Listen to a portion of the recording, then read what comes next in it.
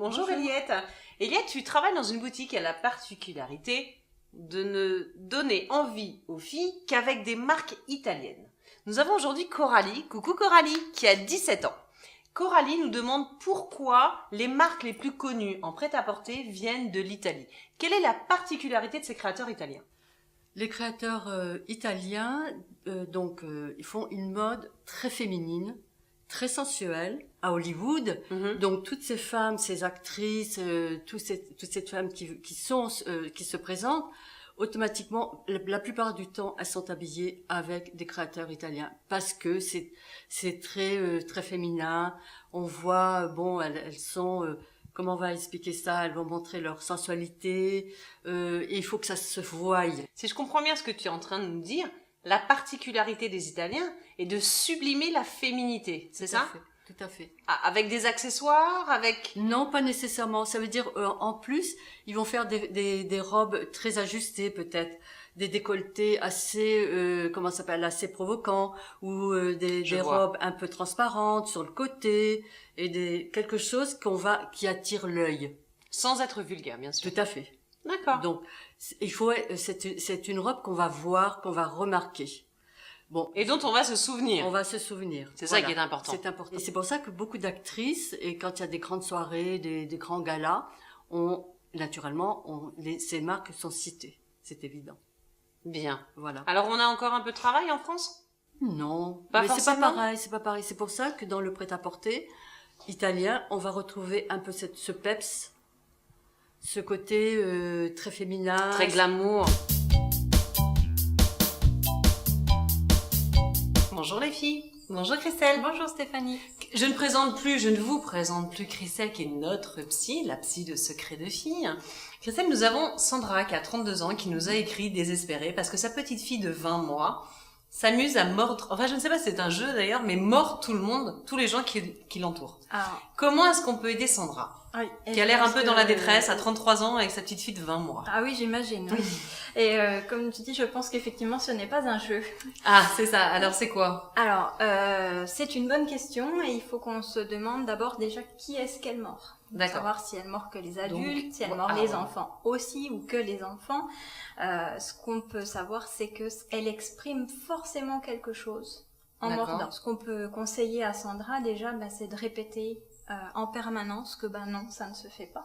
De jouer les petits perroquets toute la journée ? C'est ça. Mais Sandra, tu notes, j'espère. Hein. Voilà, c'est ça qui marche, la répétition avec les tout petits, même si c'est vite épuisant, c'est comme ça que ça fonctionne. D'accord, voilà. Donc ça c'est la première solution. C'est la première solution. On répète toute la journée. Ensuite, qu'est-ce qu'on peut dire à Sandra ?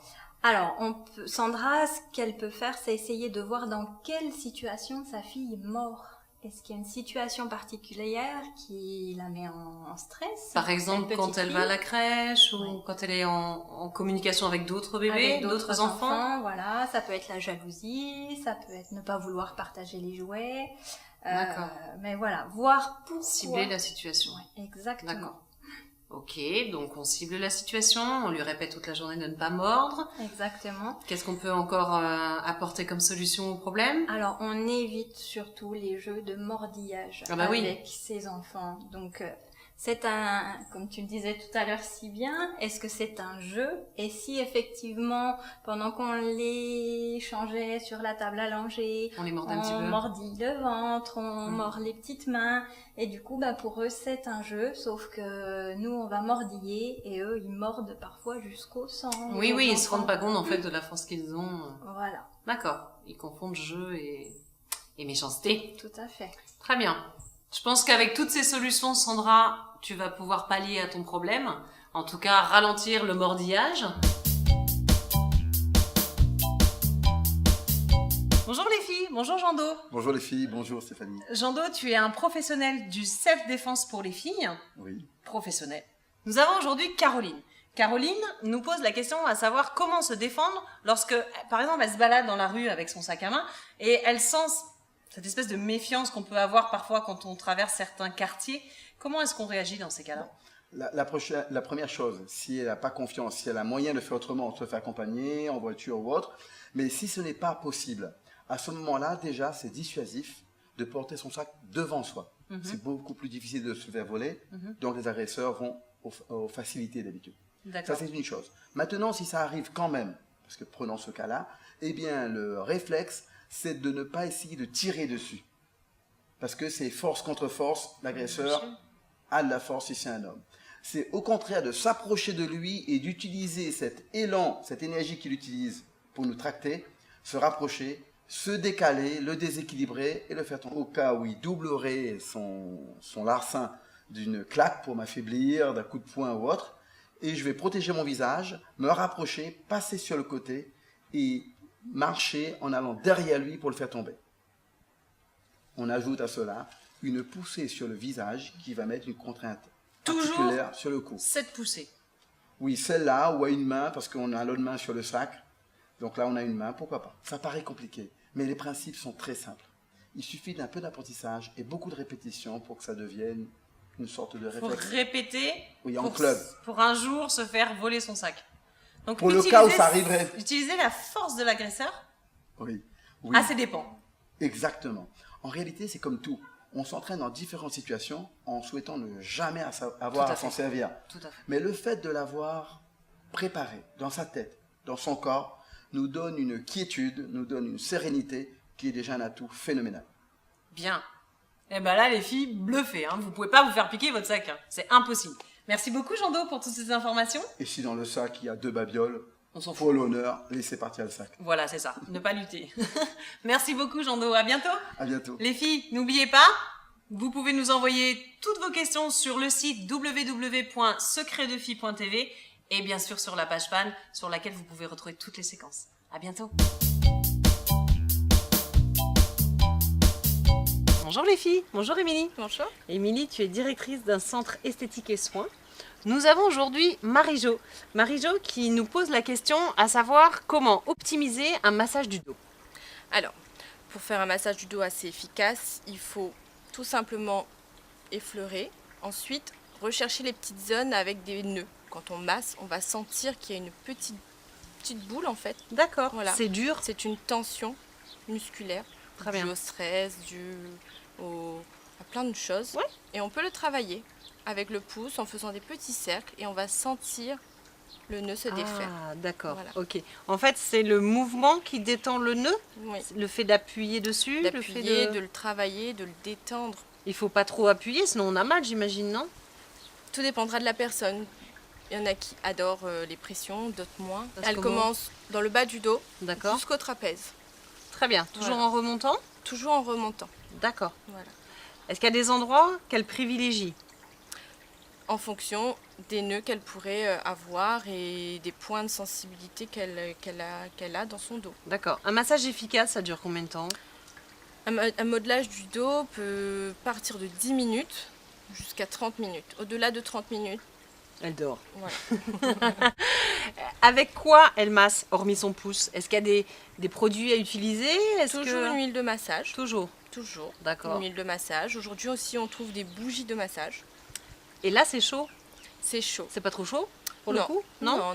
C'est toujours une température acceptable pour notre corps. Très bien. Donc elle allume sa bougie. Elle Elle laisse attend que fondre ça quelques fonde. minutes. D'accord. Voilà. Elle l'éteint. Et elle a une huile de massage. La position idéale pour faire un massage, on allonge la personne ou alors on reste comme nous assises et la personne se met derrière nous? Comme nous assises, c'est pas idéal. Il vaut mieux être allongé. Allongé. Où il existe des tables de massage assis spéciales pour le dos. Sur laquelle on est un peu plus allongé, Voilà. Mais pas à 90 degrés. non. Le seul souci, c'est que ce sont des tables qui coûtent assez cher. Donc, le plus simple, on s'allonge chez soi D'accord. et on se met à l'aise. Et le moment idéal dans la journée, il y en a un ou pas? Il n'y a pas de moment idéal, c'est vraiment comme on a envie. D'accord. On peut très bien recevoir un massage le matin, le midi ou le soir. Alors les filles, c'est quand vous voulez, c'est où vous voulez, et c'est surtout avec Émilie. À bientôt les filles. Ciao. Bonjour Tony. Bonjour Mélanie. Tony, tu es stripteaseur. Oui. Il y a Erika qui a une question pour toi aujourd'hui. Elle a 24 ans et elle aimerait faire un striptease à son chéri, sauf qu'elle a peur de mal s'y prendre, d'être ridicule. Elle aimerait savoir comment être vraiment efficace, comment séduire son chéri. Est-ce que tu aurais des astuces?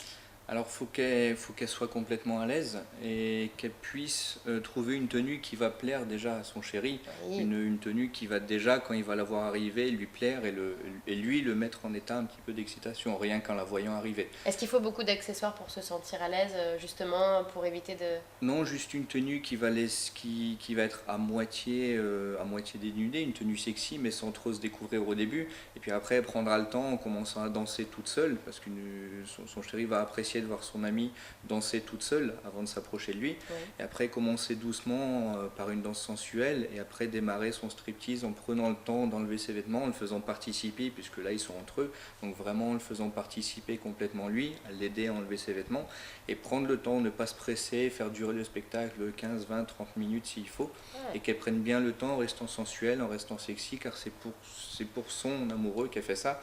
Donc elle se dit, c'est mon amoureux, donc il va pas me juger, au contraire, il va être content. Voilà, il va être content qu'elle lui fasse cette surprise et elle peut se lâcher complètement.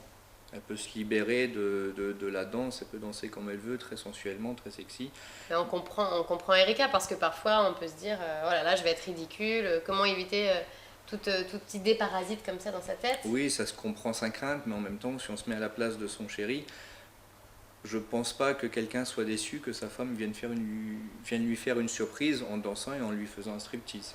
Quoi qu'il arrive, ça sera réussi. Je pense que ce sera réussi, oui, tout à fait. Une musique sensuelle, une tenue qui lui plaît à lui et dans laquelle elle se sent à l'aise et qu'elle prenne le temps de danser et de le faire participer. Qu'elle vienne sur lui avec les déhanchés, qu'elle mette ses mains sur ses jambes, sur son ventre, sur sa taille, qu'elle l'aide à enlever ses vêtements.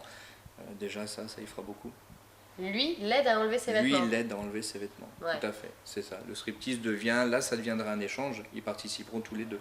Elle sera plus toute seule, elle sera toute seule au début pour la danse, et après ça va devenir un échange entre eux parce que c'est un couple. Ça va prendre une tournure différente, mais c'est le but, je pense que c'est ce qu'elle recherche. Là, je pense aussi. Merci beaucoup, Tony.